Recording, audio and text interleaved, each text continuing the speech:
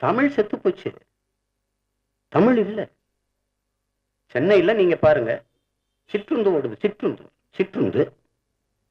அதுல ரெட்டையில எவ்வளவு பெருசா இருக்கு, ஸ்மால் பஸ் அப்படிங்கறது எவ்வளவு பெருசா இருக்கு, சிற்றுந்துன்னு எங்க எழுதியிருக்கு? ஒண்ணும் இல்ல, காலையில நீங்க எல்லாரும் தெருவில் போகும்போது பார்க்கலாம், சிற்றுந்து ஓடுது. ஒரு தடவை நீங்க பாருங்க, என் ஞாபகம் வரும்.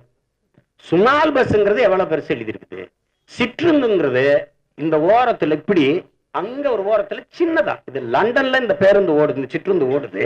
அங்கேயும் கொஞ்சம் தமிழர்கள் வாழ்றாங்க, அவங்க வசதிக்காக கொஞ்சம் சின்னதா சிற்றுந்துன்னு எழுதியிருப்போம் அப்படிங்கிற மாதிரி. ஒரு ஓரத்துல போனா போதுன்னு ஒரு சிற்றுந்து.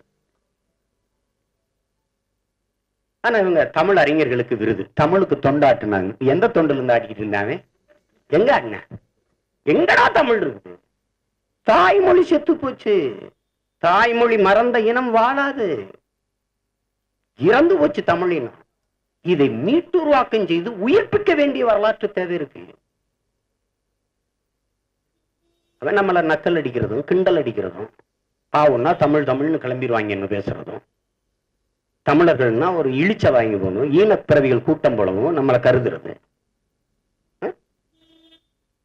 இந்தி படிங்கிறாங்க, சமஸ்கிருதம் படிங்கிறாங்க. படிக்கிறோம், சமஸ்கிருதம் படிக்கணும், நல்லா நான் படிக்கணும். படிச்சுட்டு எந்த கோயில்ல நம்ம மணியாட்டுறது?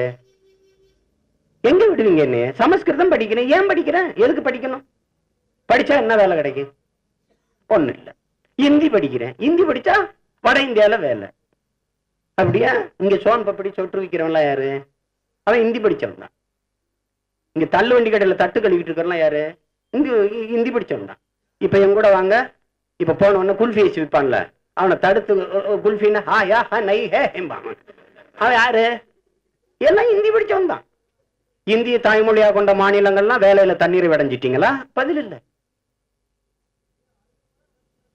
அப்ப திரும்ப திரும்ப உங்கள்கிட்ட நான் பதிவு செய்வேன். ஒண்ணுல இருந்து நாம தொடங்கல, ஒரு புள்ளியிலிருந்து தொடங்குறோம். வெட்டி வீழ்த்தப்பட்ட மரத்தின் வேரில் இருந்து மொத்தமாக தலைக்கிற ஒன்றாக நாம தலைத்து எழ வேண்டிய தேவை இருக்கு. ஏறக்குறைய தமிழ் அழிந்து, தமிழ் இனம் அழிந்து, மான உணர்வு இன உணர்வு கெட்டு சிதைந்து அழிந்து போன இந்த சூழலில் சாதி மதங்களால் பிளந்து விரிந்து கிடக்கிற தமிழ் தேசிய இன மக்கள் நுட்பமா பார்த்துக்கணும். சாதி மதம் அது ஒரு அருவா, அது ஒரு வால், அது ஒரு கோடாரி, வெட்டி பிரிச்சாச்சு. இனி மறுபடி சாதி மதத்தால இணைக்க முடியாது. எந்த அருவா வெட்டுச்சோ, எந்த அருவா பிளந்துச்சோ அந்த அருவா தைக்காது, அது இணைக்காது. அதை இணைக்கணும்னா அதுக்கு ஒரு ஊசியும் நூலும் தேவைப்படுது. அந்த ஊசிதான் இன உணர்வு, அந்த நூல் தான் மொழி உணர்வு, மொழி பற்று. எனவேதான் தமிழால் இணைந்து நாம் தமிழராய் நிமிர்வோம் என்ற முடிவை நாம் எடுக்கிறோம். அதை புரிந்து கொள்ளணும். அப்ப சாதியும் மதமும் நம்மை எப்போதும் பிரிக்கும். நாம் தமிழர் என்கிற இன உணர்வு தான் நம்மை ஒன்றாக இணைக்கும். அப்படிதான் நாம இணைஞ்சு இருக்கிறோம், இணைந்து கொண்டு இருக்கிறோம்.